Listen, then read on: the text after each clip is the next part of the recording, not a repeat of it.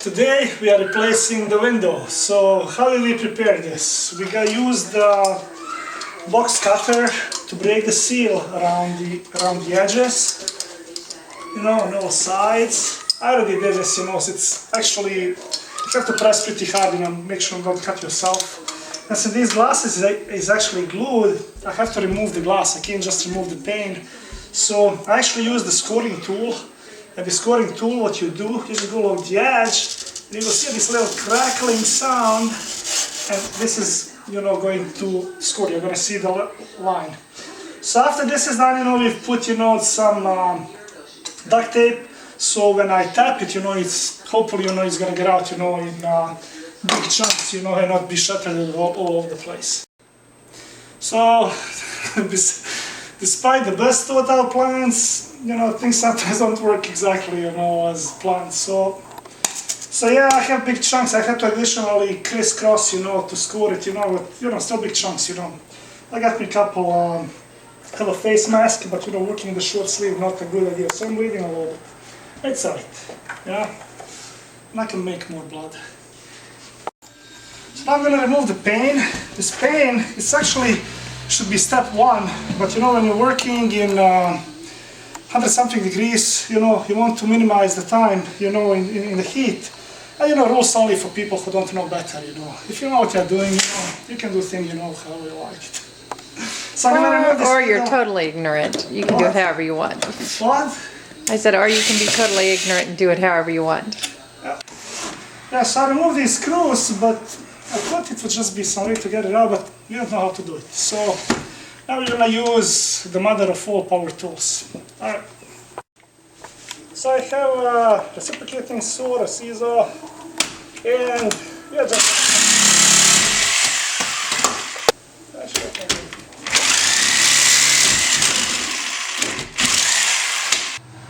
so since we really couldn't remove it, we decided we have to break it, you know, the latest 5 minutes. Okay, that actually went better because they came out in chunk, one big sheet.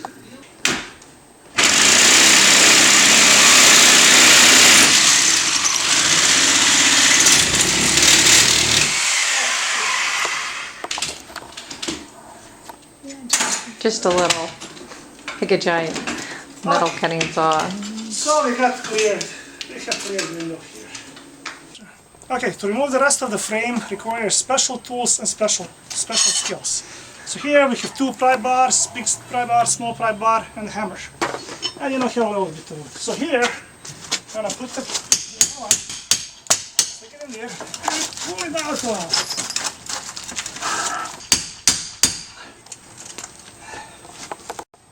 So use the small pry bar to open up room for a bigger pry bar, and I support it with a piece of raw block of wood, you know, to give it more leverage, and just pull it out sideways. And then do the same thing on the other side. So I'm going to cut these actually, so that will make it easier, not just pull it out.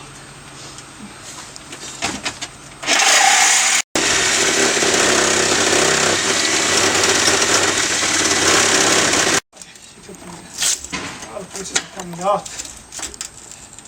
So now I'm just cleaning around the opening, like all the extra mortar and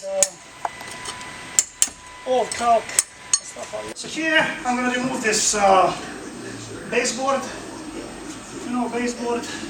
Windowsill. Yeah, windowsill. Go ahead. And I'm getting the shop vacuum, vacuuming it, bouncing around. So I'm going to replace this flashing, you know, this is like 30-something years old. It's really bad, it doesn't do anything, but you didn't need to do anything, you know, because unless it's wet. If it's wet, you know, it's screwed anyways, you know, so no matter what you put, you're going to have to fix anything. But we'll do it the best we can. So this is the protect wrap, it says. One side is sticky, you know, you just remove this, pull it off, and put it in the... Try to kind of center it, plug it in, because that's really the best I can do here. Okay, so we clean the hole, we put a new flashing, and now we're going to go for the test run. The test run, we're just going to see if this window fits in this hole, you know, if it sits, you know, properly.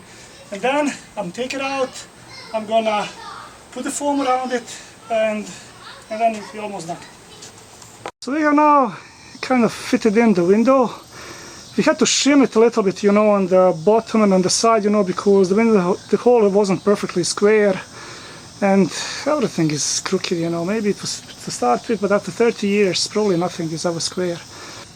I pre-drilled the holes on the top and then the bottom on both sides, and I'm using the so-called countersink bit. So this is going, you know, to give me a little, you know, clearing around the hole. And I'm using construction screws. It is going to be, flush, or almost flush. We'll see. Okay, so Windows is installed. We still need to caulk around it, but it's more or less done.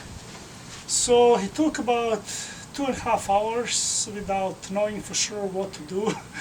And we're putting away tools, we'll see another things, you know, screwing around. You know, it'll probably be 3 hours. But the thing is, the saving is probably about $250 to $300.